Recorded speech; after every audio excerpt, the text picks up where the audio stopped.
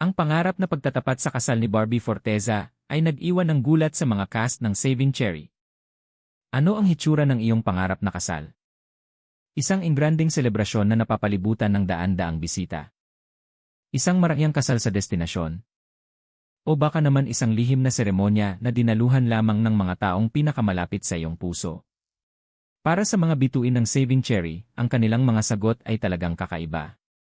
Kamakailan ay tinanong sina Barbie Forteza, Yay Bonifacio, Mika Salamanca, Mikey Quintos, at Sasa Girl tungkol sa kanilang mga pangarap na kasal. At ang kanilang mga tugon ay nagpakita ng ilang nakakagulat na personal na aspeto ng kanilang mga personalidad.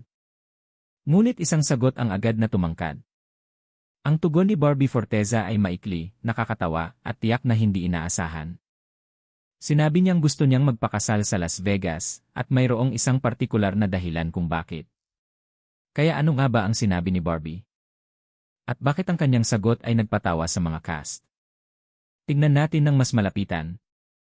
Narito ang isang bagay na nakakapukaw ng interes para sa mga manonood ng Star Pulse E, na may malakas na hook, suspense, at mga sandali ng pagpapanatili ng madla.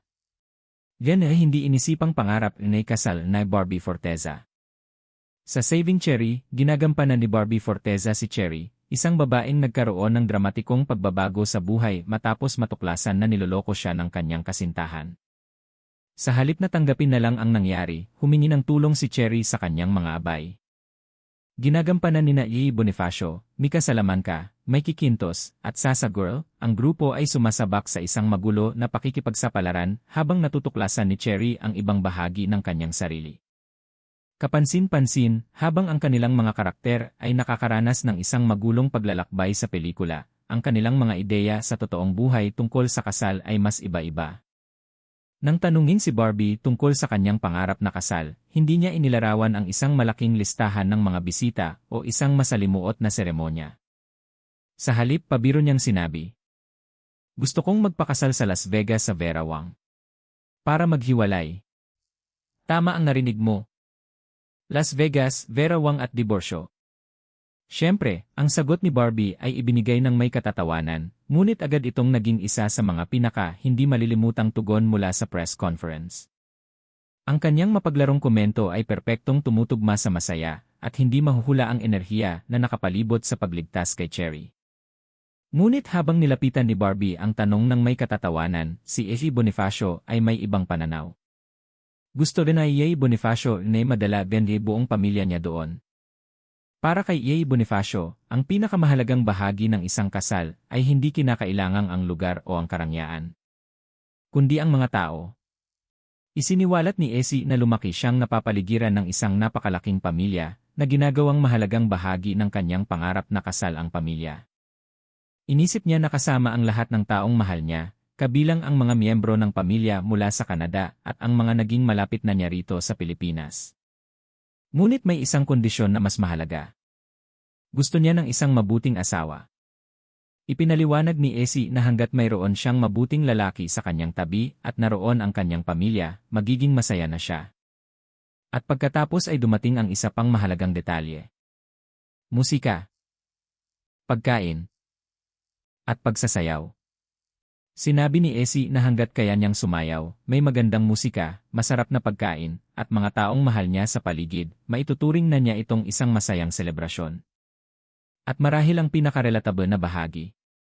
Inamin niya na wala pa siya sa yugto ng kanyang buhay kung saan malalim niyang pinaplano ang kanyang kasal. Nagdulot ito ng isa pang tawanan mula sa silid. Pero kung gusto ni Yay ng isang masiglang selebrasyon na napapalibutan ng mga mahal sa buhay, may ibang bagay na nasa isip si Mika Salamanca. Yan ang sekretong kasal na Mika Salamanca. Isiniwalat ni Mika Salamanca na, sa ngayon, ang kanyang pangarap na kasal ay magiging napaka-pribado. Hindi lang maliit. Pribado. Ayon sa kanya, ayaw niyang maraming tao ang dumalo. Sa halip, mas gusto niya na ang mga taong tunay na malapit sa kanya lamang. Sa katunayan, naisip pa nga ni Mika ang isang kasal kung saan halos walang sinuman sa labas ng kanyang inner circle ang makakaalam nito. Ibig sabihin, walang malaking grupo. Walang hindi kinakailangang atensyon.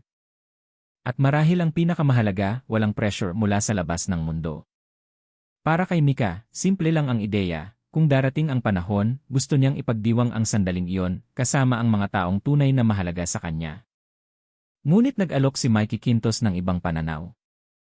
At ang kanyang sagot ay maaaring nakakagulat na katulad ng kay Mika. Kasal na destinasyon na Mikey Quintos. Sinabi ni Mikey Quintos na pangarap niyang magkaroon ng kasal sa isang destinasyon.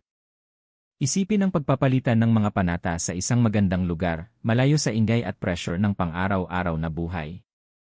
Ngunit may isa pang dahilan sa likod ng kanyang pangarap. Gusto niyang manatiling intimate ang selebrasyon. Sinabi ni Mikey na matagal na niyang gusto ang isang simpleng bagay. At may dahilan kung bakit tila hindi siya masyadong nakatutok sa mismong kasal. Nagbiro siya na ang una niyang ipinagdarasal ay ang asawa. Dahil, gaya ng itinuro niya, ang kasal ay darating lamang pagkatapos mahanap ang tamang tao. At kapag dumating na ang taong iyon, umaasa siyang pahahalagahan din nito ang isang simple at pribadong selebrasyon. Para kay Mickey, ang pagpapanatiling pribado ng mga bagay-bagay ay maaaring gawing mas makabuluhan ang sandali. Hindi ito tungkol sa pagpapakita sa mundo ng kasal, kundi tungkol sa pagpapahalaga sa taong pakakasalan mo. Sumunod ang sagot ni Sasa Girl. At ang sa kanya ay may mas malalim na kahulugan. Pangarap ni kasal na Sasa Girl. Hayagan na ibinahagi ni Sasa Girl na ang pagpapakasal ay isang bagay na pinapangarap niya. Ngunit kinilala rin niya ang isang realidad na nagpapaiba sa kanyang pangarap. Itinuro niya na sa Pilipinas, sa kasalukuyan ay hindi siya maaaring legal na magpakasal. Dahil doon, inilarawan niya ang pangarap na kasal bilang isang bagay na nananatiling pangarap lamang sa ngayon. At nang maisip niya kung ano ang maaaring maging hitsura ng kasal na yon, hindi siya humingi ng anumang bagay na maluho. Walang malaking produksyon. Walang komplikadong konsepto. Hindi kailangan ng isang malaking pagdiriwang.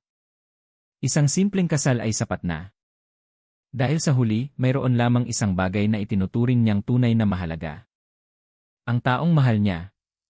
Simple lang ang mensahe ni Sasa. Ang kasal ay hindi kailangang maging kakaiba hanggat mahal niya ang taong pakakasalan niya. At bigla, lahat ng 5 bituin ay tila nagbabahagi ng isang karaniwang ideya. 5 magkakaibang kasal, isang pangkaraniwang ideya. Suriing mabuti ang kanilang mga sagot at mapapansin mo ang isang bagay na kawili-wili. Gusto ni Barbie ng kasiyahan at katatawanan. Gusto ni Essie ng pamilya, musika, pagkain at sayawan. Gusto ni Mika ng privacy. Gusto ni Mikey ng intimacy at simpleness. Gusto ni Sasa ng pagmamahal higit sa lahat. 5 magkakaibang personalidad. 5 magkakaibang pangitain. Ngunit mayroong isang karaniwang hibla na tumatakbo sa lahat ng kanilang mga sagot. Ang kasal ay hindi talaga tungkol sa kasal. Ito ay tungkol sa taong nakatayo sa tabi nila. At marahil iyon ang dahilan kung bakit ang kanilang mga sagot ay lubos na nakaka-relate. Dahil sa likod ng kaakit-akit na mundo ng showbiz, ang mga bituin na ito ay mayroon pa ring mga personal na ideya tungkol sa pag-ibig, pamilya, pangako, at kasal. Hindi connection ay pagligtas Ayla Cherry. Ang lalong nakaka-interes ay kung paano ang mga totoong sagot na ito ay naiiba sa kwento ng pagliligtas kay Cherry. Sa pelikula, natuklasan ng karakter ni Barbie na si Cherry na niloloko siya ng kanyang kasintahan. Ang kanyang pangarap na kasal ay biglang nagulo. Sa halip na hayaang ang pagtataksil ang magtakda sa kanya, si Cherry ay nagsimula sa isang paglalakbay kasama ang kanyang mga abay.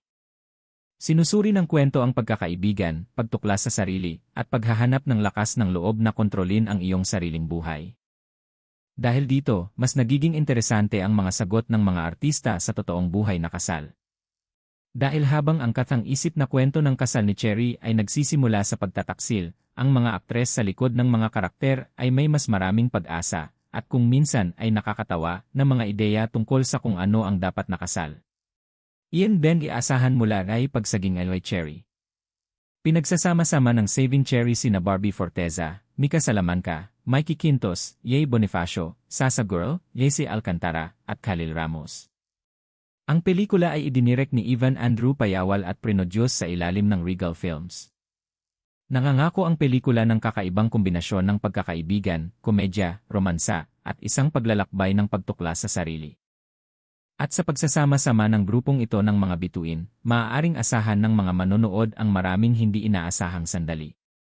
Ngunit marahil ang pinakamalaking tanong ay hindi lamang kung ano ang mangyayari kay Cherry, kundi kung gaano kalayo ang kanyang mararating pagkatapos matuklasan ang pagtataksil. Pahihintulutan ba niya ang dalamhati na sirain ang kanyang tiwala sa sarili? O tutulungan ba siya ng kanyang mga kaibigan na matuklasan ang isang mas malakas na bersyon ng kanyang sarili? Iyan ang isang bagay na kailangang malaman ng mga manonood kapag ipinalabas na ang pelikula sa mga sinehan. Kaya, kaninong pangarap na kasal ang pipiliin mo? Ang masayang ideya ni Barbie sa Las Vegas. Ang malaking selebrasyon ng pamilya ni Essie na puno ng musika at sayawan. Ang napaka-pribadong seremonya ni Mika. Ang intimate destination wedding ni Mikey. O ang simpleng selebrasyon ni Sasa na nakasentro sa pag-ibig. At may isa pang tanong na sulit itanong. Kung kailangan mong pumili sa pagitan ng isang malaking pangarap na kasal at isang simpleng kasal kasama ang taong tunay mong mahal, alin ang pipiliin mo? Ipaalam sa amin sa mga komento. Ang Saving Cherry ay eksklusibong ipapalabas sa mga sinehan sa buong bansa sa Setyembre 2, 2026. At kung nasisiyahan ka sa mga pinakabagong kwento ng mga kilalang tao, mga update sa pelikula, at mga balita sa showbiz sa Pilipinas, huwag kalimutang mag-subscribe sa Star Pulse E, pindutin ang notification bell, at manatiling nakaantabay para sa higit pang mga update. Dahil sa showbiz, minsan ang mga pinaka-interesante na kwento ay hindi matatagpuan sa screen. Ang mga ito ay nabubunyag kapag ang mga bituin ay nagsimulang mag-usap tungkol sa kanilang totoong buhay.